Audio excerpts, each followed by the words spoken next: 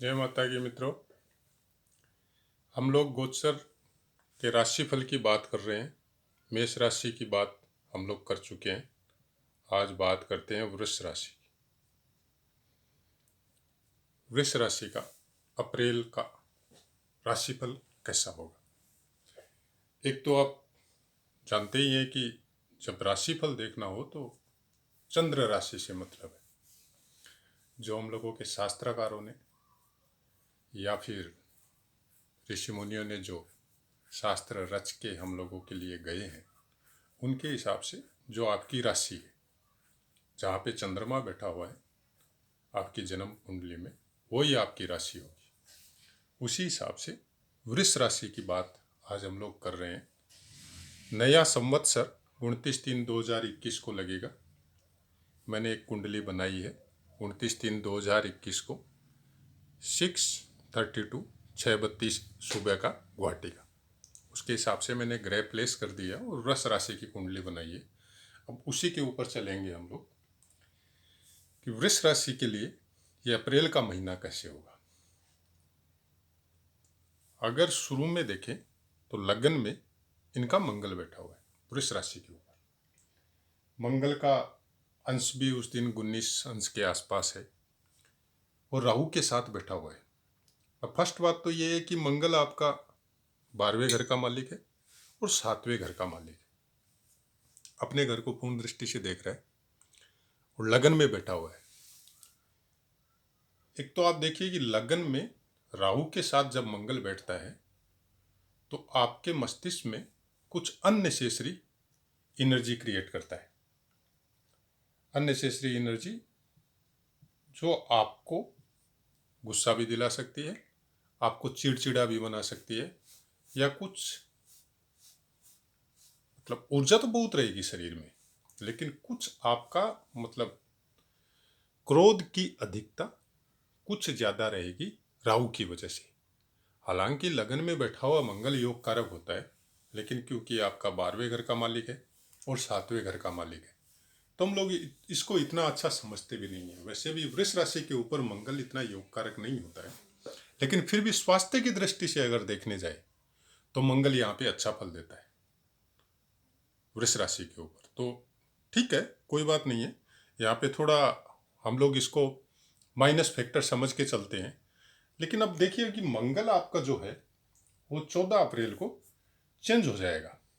14 अप्रैल को वो आपको यहाँ पे आ जाएगा मिथुन, दूसरे घर में। दूसरे घर में मंगल आया हुआ, एक तो क्या करेगा कि आपका दूसरे घर से कनेक्टेड जितनी भी चीज़ें हैं, परिवार हो, धन हो, विद्या हो, उसमें थोड़ी डिस्टरबेंस आपको मंगल यहाँ पे देगा। उसके बाद में वो 8वें घर को देखेगा धनु राशि के ऊपर, तो यहाँ पे भी वो कुछ प्रॉब्लम आपको क्रिएट कर सकता है। ऐसा कुछ मतलब मंगल आते ही दूसरे घर में कुछ प्रॉब्लम आपको अप्रैल में दे सकता है, लेकिन भाग्य को जब वो देखेगा तो कुछ अच्छी संभावना भी क्रिएट करेगा। ये भाग्य से कनेक्टेड जितनी भी चीज़ें आपकी है, मतलब क्या होगा कि मंगल की एक्स्ट्रा एनर्जी की वजह से आप कुछ ज़्यादा मेहनत करेंगे। अगर उसको पॉजिटिविटी में लेके जाएं और क्रोध पे थोड़ा नियंत्रण रखें, शब्दों पे थोड़ा नियंत्रण रखें, क्योंकि वाणी का कारक भी दूसरा घर है। वहाँ पे आके आपको राशि के हिसाब से मंगल बैठेगा 14 तारीख को, तो उस पे अगर थोड़ा सा फोकस रख के हम लोग अगर इसको इस हिसाब से देखें, 5वें घर को भी देखेगा जहाँ पे चंद्रमा बैठा हुआ है। चंद्रमा तो चलो 2-2.5 दिन बाद में चेंज होते रहता है, तो कुछ ज़्यादा अच्छा नहीं बोल सकते दूसरे घर में बैठा हुआ मंगल और राहु के साथ बैठा हुआ मंगल। तो मंगल को आप यहाँ पे थोड़ा माइनस फैक्टर लेके चलो। अब इसका बचाव क्या करना है आपको। सबसे अच्छा बचाव है, जो मैं शायद सब जगह ही बोलता हूँ, शिव पूजा कीजिए।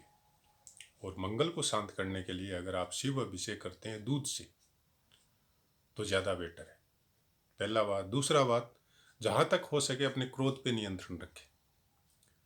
अपनी ऊर्जा को क्रोध के द्वारा वेस्ट मत करे, उसको पॉजिटिव कोई काम में लगाए, मेहनत करे। यही मंगल का बचाव है। इससे अच्छा बचाव मेरे को नहीं लगता। वैसे भी 1 महीने का राशिफल है, खाली मंगल की बात हम लोगों ने की है, अभी बाकी भूत ग्रह है। तो चलिए उसके बाद में राहु की बात करते हैं। अब राहु लगन में बैठा हुआ है, और वो तो जैसे आप जानते हैं 1.5 साल रहेगा, अभी ये भी आया है। वृष राशि पे राहु योग कारक बोला जाता है, और मंगल के साथ बैठा हुआ है, तो जाहिर है खुद तो डिस्टर्ब होगा नहीं, मंगल को ही डिस्टर्ब करेगा। लेकिन 14 तारीख बाद में राहु अकेला हो जाए, ये यहाँ पे योग कारक होगा। आपके दिमाग के पावर को, आपकी सोचने की जो क्षमता है, आपकी इल्यूशन पावर जो है, इमेजिनेशन पावर जो है, उसको बहुत ज़्यादा ब्रॉड कर देगा। अब ये पावर जब आप ब्रॉड होगी आपकी, और नए नए चीज़ों में, टेक्निकल चीज़ों में, डिजिटल चीज़ों में जब आपका दिमाग लगेगा, और मंगल का पावर अगर इसके साथ सम्मिलित हो, जो आपकी एनर्जी है वो क्रोध में वेस्ट नहीं होगी, इसकी इमेजिन पावर के साथ अगर क्लब हो, उस पावर को, जो आपको शक्ति मिली है मंगल के द्वारा, वो अगर राहु के बताए हुए मार्ग में अगर वेस्ट हो, तो ये आपको बहुत ऊंचाई दे सकता है। राहु यहाँ बैठा हुआ आपका सोचने का जो पावर है बहुत ज़्यादा ब्रॉड करेगा। ये खाली अप्रैल महीने के लिए नहीं है, राहु यहाँ 1.5 साल रहेगा, तो ये आपको बहुत ज़्यादा दिमाग के हिसाब से बहुत ज़्यादा ब्रॉड करेगा। मतलब आप ये देख लो कि वृष राशि पे वैसे भी शुक्र की राशि है, और राहु बोला ही जाता है कि वृष राशि है या मिथुन राशि है या कन्या राशि है, उनके ऊपर योग कारक होता है। तो आप इस समय में अगर अपने दिमाग को पॉजिटिव लाइन में रखो, माइनस फैक्टर सोचना बंद करो, हर चीज़ में पॉजिटिव थिंकिंग चालू करो, तो राहु आपको बहुत ऊपर तक लेके जाएगा। राहु के लिए मैं नहीं बोलता कि यहाँ पे कोई खराब फल ये आपको देगा। ये मे मेरे हिसाब से राहु यहाँ पे बहुत अच्छा फल देगा। लेकिन अब उसमें क्या है कि नक्षत्रों के विषय में बहुत ज़्यादा चिंतन करने का ज़रूरत है, जिसके बारे में मैंने पहले की वीडियो में बताया भी है। तो आप देख लीजिए कि आपका कौन सा जन्म नक्षत्र है। राहु फिलहाल रोहिणी नक्षत्र पे गोचर कर रहा है चतुर्थ चरण में, तो चेंज भी हो जाएगा थोड़े दिन बाद में। उसके हिसाब से आपको क्या फल मिल रहा है, या दशा महादशा अष्टक वर्ग में जैसे वृष राशि पे राहु बैठा हुआ, और वृष राशि पे आपको कितने पॉइंट मिले हुए हैं, कितने पॉइंट है वहाँ पे, 28 से ऊपर है या 28 से कम है, तो उसका बहुत कुछ इफेक्ट होता है। वृष राशि का राहु योग कारक होता है, बाकी चीज़ों को देखना बहुत जरूरी है। अगर बाकी चीज़ें भी सपोर्ट करती है, तो ये वृष राशि का राहु आपको 1.5 साल में वो ऊंचाइयाँ देगा जो आपने आज तक नहीं देखी।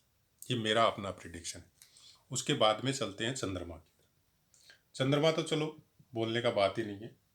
चंद्रमा तो आपका 5वें घर में है।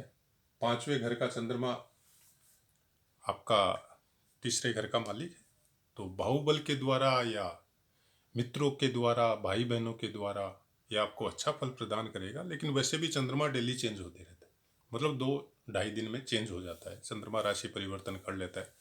तो कौन कौन सी जगह में ये योग कारक है, कौन कौन से शुभ स्थान इसके हैं, और कहाँ से इसका वेद वगैरह हो रहा है, तो वो सब वीडियो मैंने पहले डाला हुआ है, उसके हिसाब से आप अपना चेक कर लीजिएगा। चंद्रमा को डेली अगर चेक करके रखें कोई भी शुभ काम के लिए या कोई भी नया काम करने के लिए, तो वो ज़्यादा अच्छा रहेगा। लेकिन चंद्रमा वृष राशि के ऊपर जब भी घूमते हुए आएगा, तो ये आपको बहुत अच्छा फल देगा। या फिर उसके सामने आएगा, जैसे वृश्चिक राशि पे आएगा, तो भी ये आपको अच्छा फल देगा। हालांकि बोला जाता है नीच का होता है, लेकिन मैं नीच ऊंच में ज़्यादा वो नहीं सोचता। नीच का होने से भी अगर अंश उसका अच्छा है और वो अंशों को पार कर चुका है, प्लस अपने उस दृष्टि से वहाँ पे देख रहा है, किसी से भेद नहीं है, अकेला है, या गुरु के साथ या से शुक्र के साथ उसका युति है, तो वो अच्छा फल दे के जाता है आपको। तो चलिए चंद्रमा की बात होगी। अब आते हैं केतु पे। केतु आपके 7वें घर में बैठा हुआ है, 7 हाउस में केतु बैठा हुआ है, राहु के सामने रहेगा, वो तो आपको भी पता है। केतु यहाँ पे 7वें घर में बैठ के ये आपके व्यापार को बढ़ाएगा, आपकी वाइफ के साथ आपकी ट्यूनिंग अच्छी करेगा, और बिजनेस से संबंधित जो पार्टनरशिप अगर आपकी है तो उसमें आपको सचेत करता है। ये 1.5 साल में आपका कोई पार्टनरशिप का बिजनेस है तो आपको अपने हिसाब में अपने कामों में थोड़ा एक्टिव रहने की ज़रूरत है, क्योंकि राहु जैसे लगन में बैठा हुआ है और राहु के तो आमने सामने है, तो थोड़ा एक्टिव वहाँ पे अपने बिजनेस में आपको रहना पड़ेगा। अंधविश्वास पे मत जाइएगा।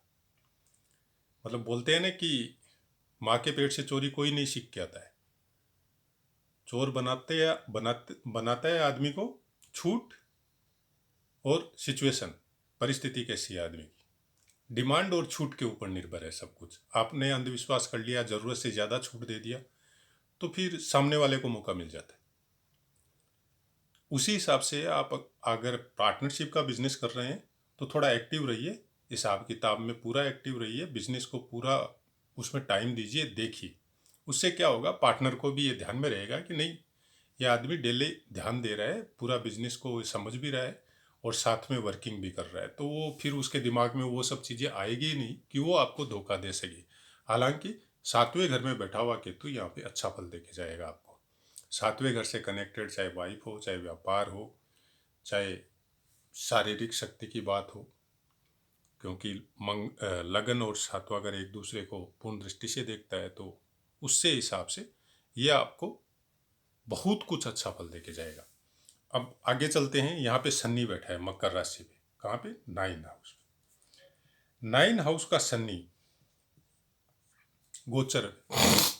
गोचरवश जब शनि 9 हाउस में आता है तो इसके बारे में बहुत सी भ्रांतियां हैं। कहीं कहीं पे हमने पढ़ा है कि 9th हाउस में बैठा हुआ शनि आपको बहुत खराब फल देता है, और कहीं पे ये भी पढ़ा है कि बहुत अच्छा फल देता है, आदमी धार्मिक होता है।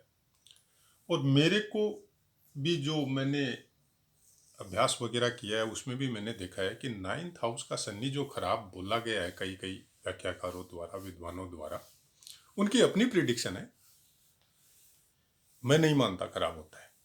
कुछ खराबी होती है। क्या खराबी होती है जो बाकी व्याख्याकारों ने भी बताई, उनकी बातें थोड़ी लॉजिक लगती है कि 9th हाउस का शनि आदमी को धार्मिक बनाता है, लेकिन वो प्रदर्शन नहीं करता अपने धर्म का। से कोई मंत्र जाप कर रहा है तो किसी को बताएगा नहीं, कोई पूजा कर रहा है तो किसी को बताएगा नहीं, कोई दान दक्षिणा कर रहा है तो किसी को बताएगा नहीं। मतलब ये लोग छुप के, मतलब अपने अच्छे कामों की तारीफ नहीं करते या एडवर्टाइजमेंट नहीं करते। ऐसा कुछ 9th हाउस का इफेक्ट होता है, उसी की वजह से वो आदमी प्रोग्रेस भी करते हैं।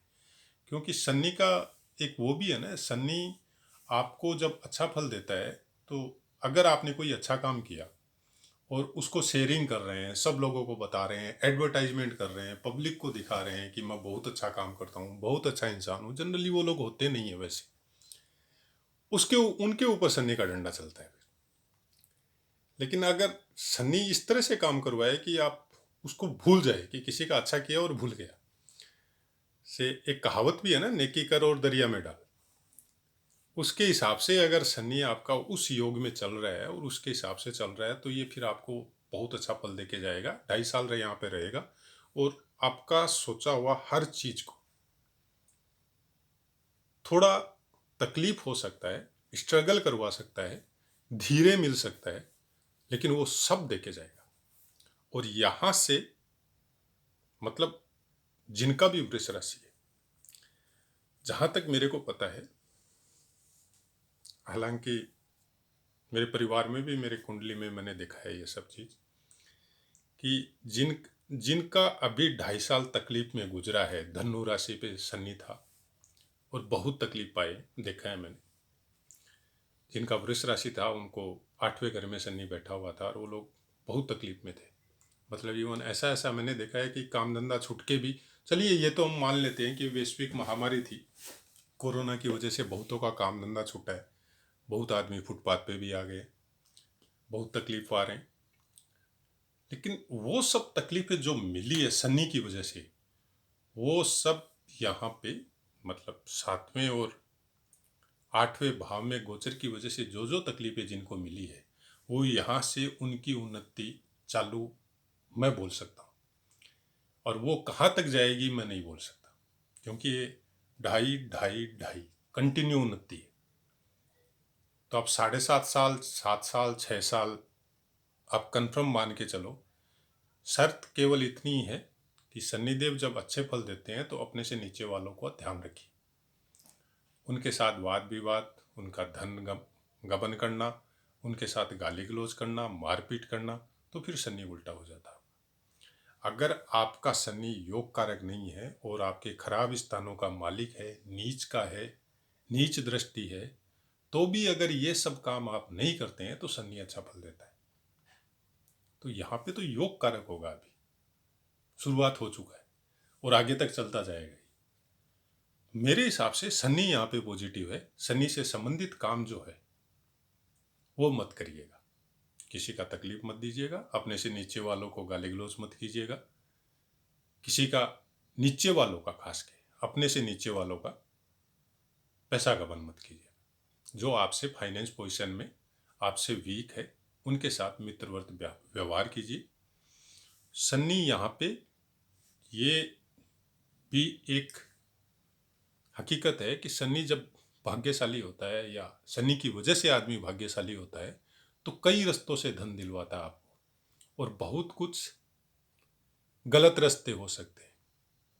जैसे आप कोई कॉन्ट्रैक्ट का काम कर रहे हैं तो ओबियसली घूस देना ही पड़ेगा, तभी आपका बिल पास होगा, या फिर कमीशन देना पड़ेगा किसी को, कमीशन का धंधा है।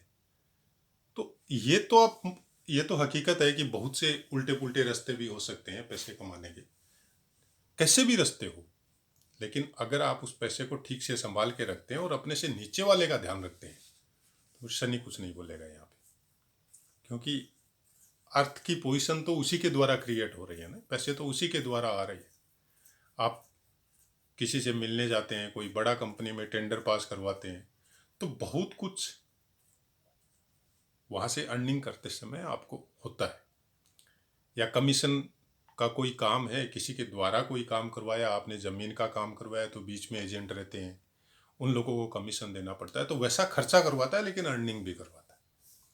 तो शनि से संबंधित काम इंडस्ट्री भी हो सकती है, कंपनी भी हो सकती है, या आपकी सर्विस भी हो सकती है। वो सब में थोड़ा सा वाणी पे कंट्रोल कीजिए और थोड़ा अपने नीचे वालों का ध्यान रखिए। शनि बहुत पॉजिटिव इफेक्ट देख के जाएगा यहाँ पे।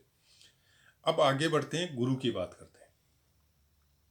गुरु यहाँ पे नीच राशि पे आपका भाग्य भाव में बैठा है, और वृष राशि वालों को गुरु इतना योग कारक भी नहीं है, लेकिन काल पुरुष की अगर कुंडली देखें तो 9वें स्थान में गुरु योग कारक होता है। अब 50-50 आप रिजल्ट मान सकते हैं, मतलब अच्छा भी होगा और बुरा भी होगा, लेकिन ये रिजल्ट आपका 6 अप्रैल तक ही है। 6 अप्रैल को गुरु चेंज हो जाएगा और वो यहाँ आ जाएगा आपका 10वें स्थान में। 10वें स्थान में गुरु आने के बाद में यहाँ पे ये आपको बहुत अच्छा रिजल्ट देके जाएगा, क्योंकि यहाँ से ये आपको 1, 2, 3, 4, 5 दूसरे स्थान को देखा, मतलब आपके मंगल को देखेगा, तो मंगल को शांत करेगा, मंगल के गुस्से को शांत करेगा, और उस गुस्से को एक अपनी उन्नति के कामों में लगवाएगा। फिर यहाँ पे देखेगा चतुर्थ घर को, धन संपत्ति बढ़ाएगा आपका, फिक्स एसेट, जमीन जायदाद से कनेक्टेड कोई काम, या उससे फिक्स एसेट्स में कोई इन्वेस्टमेंट, वो सब आपको करवाएगा और वो पॉजिटिव जाएगा आपके लिए। फिर यहाँ पे देखेगा ये तुला राशि को, 7, 8, 9 छठे घर को देखेगा, तो अगर आप सर्विस में है तो वहाँ पे आपको उन्नति देगा, और अगर शत्रुओं से पीड़ित है तो उसमें आपको शांति देगा। तो गुरु जब 10वें घर में आएगा वो आपको अच्छा फल देगा यहाँ पे, और आपके कामों में भी मेहनत करवाएगा, एक्स्ट्रा एनर्जी या वो सब वेस्ट करवाएगा, लेकिन अल्टीमेटली उसका रिजल्ट आपको वो गुरु बहुत अच्छा देके जाएगा। अब चलिए बात करते हैं बुध की। बुध बैठा है 10वें घर में, जो आपका 8 अप्रैल को 11वें में चला जाएगा। ये 8 अप्रैल को 11 में चला जाएगा, यहाँ पे आ जाएगा बुध। तो बुध 10वें घर के अंदर बैठा हुआ आपको अच्छा फल दे रहे हैं, 8 अप्रैल तक भी अच्छा फल देगा ये आपको। और 11वें में जाएगा तो भी वो आपको अच्छा फल देगा। बुध का जो वृष राशि में जब बुध का नेचर देखा जाता है या बुध से संबंधित काम देखा जाता है तो बुध आपके लिए बहुत योग कारक है, क्योंकि 5वें घर का मालिक है। विद्या, बुद्धि, संतान, ज्ञान, वो सब में आपको ये बहुत प्रोग्रेस करवाएगा। 10वें घर में रहेगा तो भी आपको मान सम्मान देने में, आपके कामों के द्वारा आपका सम्मान होगा, अर्थ का इनकम होगा, आपकी फाउंडेशन स्ट्रांग होगी कोई भी काम के लिए। और नया काम दिलवाने में भी बुध आपको बहुत आगे करेगा। मतलब आपका ज्ञान का जो टाइम है वो आपका बहुत अच्छा जाएगा और उसके द्वारा आपकी उन्नति भी होगी। 11वें घर में जब वो जाएगा तो फुल अप्रैल वहीं पे रहेगा, तो उसका वो इनकम का साधन भी बहुत ज़्यादा क्रिएट करवाएगा। 2 रुपये का काम का भी आपको 10 रुपये दिलवाएगा। ये बुध आपका इस महीने में बहुत अच्छा योग कारक रहेगा। उसके बाद में चलते हैं शुक्र पे। शुक्र आपके 11वें घर में बैठा हुआ है और मोटा मोटी ये पूरा अप्रैल यहीं पे रहेगा।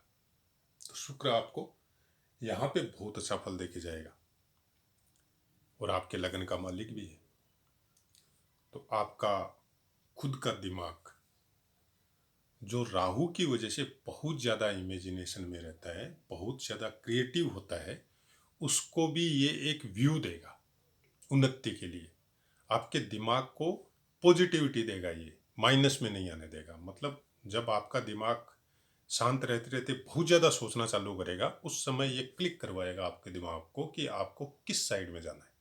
क्योंकि लगन का मालिक है, लगन का मालिक है, लाभ भाव में बैठा है, तो क्लिक कहाँ करवाएगा लाभ देने के लिए। तो राहु क्या करेगा, वर्किंग करेगा उस टाइप का जिसमें आपको लाभ देगा शुक्र के द्वारा। तो इसका कॉम्बिनेशन अगर इस तरह से बैठाए कि राहु और शुक्र का कॉम्बिनेशन आपको इस महीने में कुछ एक्स्ट्रा इनकम, कुछ नए काम, और बुध उसमें बहुत बड़ा योगदान देगा, तो मेरे हिसाब से गोचर का वृष राशि का फल बहुत जबरदस्त है अप्रैल महीने का। ये बहुत अच्छा फल देके जाएगा और कुछ नए काम भी आपको दिलवा के जाएगा। नए नए चीज़ों में आपका दिमाग भी इन्वेस्ट करवाएगा, जो आने वाले समय में आपको फायदा देके जाएंगे। अब चलते हैं सूर्य पे। सूर्य शुक्र के साथ बैठा हुआ है, वो भी 11वें घर में बैठा हुआ है। और सूर्य आपका 14 तारीख को चेंज होगा। और सॉरी, मैं बोलना भूल गया था, 11 तारीख को शुक्र भी चेंज होगा, दोनों ही चेंज होगा। शुक्र आपका और सूर्य आपका दोनों यहाँ आ जाएगा 12वें घर में। तो 12वें घर में सूर्य आने से थोड़ी प्रॉब्लम आपको देगा, क्योंकि मेष राशि पे आके बैठेगा तो आपको अचानक कोई लंबी यात्रा करनी पड़ सकती है अपने काम से कनेक्टेड। और शुक्र की वजह से आपके भोग के संसाधन, थोड़ी घूमने फिरने की मस्ती की वजह से इधर उधर घूमना फिरना, खर्चा, ये सब करवाएगा। बाकी एक्स्ट्रा अननेसेसरी प्रॉब्लम कुछ नहीं आएगी। सूर्य की वजह से आपको लंबी यात्राएं करवा सकता है, वो भी आपकी धन संपत्ति के कारण खर्चा करवाएगा। ये कहाँ पे खर्चा करवाएगा, इन्वेस्टमेंट, प्रॉपर्टी में। तो ये आपका पॉजिटिव साइन लेके जाएगा, बहुत अच्छा करके जाएगा सूर्य।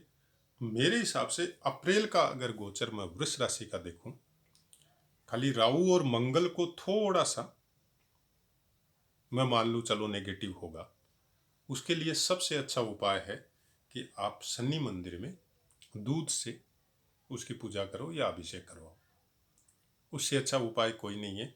बाकी एक अलग बात है, अगर आप जानकार है, आप खुद करते हैं कोई चीज़ें, तो राहु के वैदिक मंत्र का या हनुमान जी के पास मंगल से संबंधित कोई पूजा आपको करनी है, बजरंग बाण का पाठ करना है या हनुमान जी की आराधना करनी है, ये सब के लिए कुछ नियम है, कुछ अपने अपने हिसाब से इनको नियमों को समझना है और निश्चित समय में करना है, तब जाके उनका इफेक्ट है। मेरे हिसाब से सबसे अच्छा काम हम लोग गृहस्थियों का शिव पूजा कीजिए।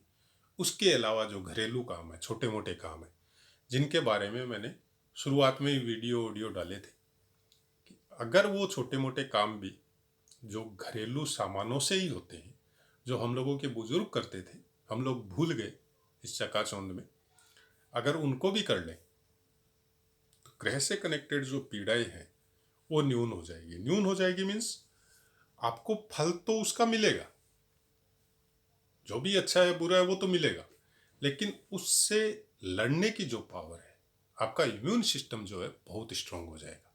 आपका सोचने का तरीका, आपका विल पावर, सबसे बड़ी बात तो है अगर आपका विल पावर स्ट्रांग हो तो आप बड़ी से बड़ी तकलीफ से निकल सकते हैं, और उपाय आपका विल पावर ग्रो करते हैं।